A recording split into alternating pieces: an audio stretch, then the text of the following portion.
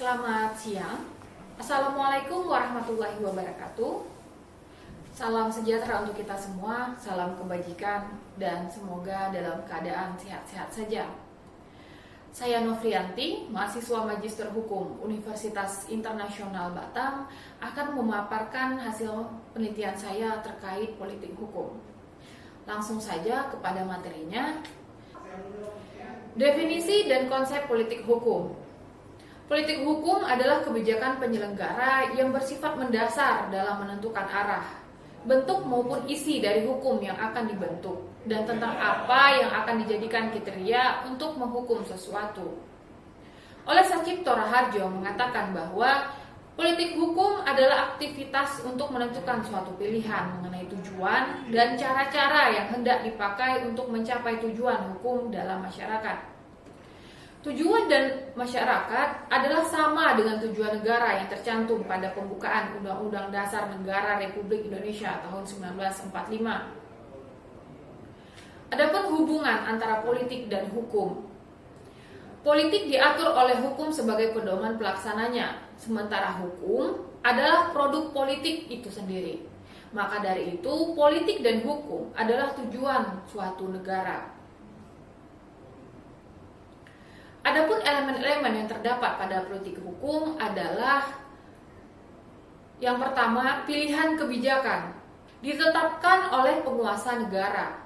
Yang ketiga, berkenan dengan pembentukan, arah, dan jangkauan materi muatan. Yang keempat, penjabaran cita-cita hukum bangsa. Yang kelima, pelaksanaan atau penegakan hukum. Yang keenam, peningkatan kesadaran hukum masyarakat. Dan yang terakhir, mewujudkan suatu tujuan negara. Adapun tujuan politik hukum adalah yaitu mewujudkan kepastian hukum, mewujudkan kebahagiaan dan kedamaian, mengatur ketertiban dan ketentraman, mewujudkan kesadaran hukum, kesatuan hukum, dan pembaharuan hukum. Dan selanjutnya, mengatur hak dan kewajiban dalam pemenuhan kebutuhan dasar manusia secara teratur sesuai dengan hak asasi manusia. Dan selanjutnya, menjamin terpenuhnya nilai-nilai dasar yang terkandung dalam Pancasila dan pembukaan Undang-Undang Dasar Negara 1945. Dan juga menjamin perlindungan, penghormatan, pemajuan, kepastian, dan keadilan dalam pemenuhan hak asasi manusia. Dan juga menjamin terbentuknya suatu kekuasaan negara secara demokratis dan konstitusional. Dan juga menentukan struktur dan pembagian dan pembatasan kekuasaan negara secara seimbang dan konstitusional. Dan juga menetapkan bentuk, isi, dan arah dari setiap peraturan perundang-undangan yang berlaku di Indonesia. Dan untuk yang terakhir, bertujuan untuk mewujudkan suatu negara yang sesuai dengan pembukaan Undang-Undang Dasar 1945. Adapun Undang-Undang Nomor 17 Tahun 2007 tentang Rancangan Pembangunan Jangka Panjang Nasional. Di antaranya, rancangan pembangunan jangka panjang sesungguhnya adalah bentuk perubahan dari garis-garis besar haluan negara atau disebut GBHN yang dulunya diatur dengan dasar ketetapan MPR atau TAP MPR. Garis-garis besar haluan negara atau GBHN adalah haluan negara tentang penyelenggara negara dalam garis-garis besar sebagai pernyataan kehendak rakyat secara menyeluruh dan terpadu. GBHN ditetapkan oleh MPR untuk jangka waktu 5 tahun. Saat ini, untuk menggantikan HGBHN, dibentuklah RPJPN demi menuntun arah pembangunan Indonesia dalam jangka waktu 20 tahun ke depan dengan produk hukum undang-undang. RPJPN sendiri adalah bentuk dari produk politik karena ditentukan dan dibuat oleh badan legislatif yang dipilih melalui proses politik.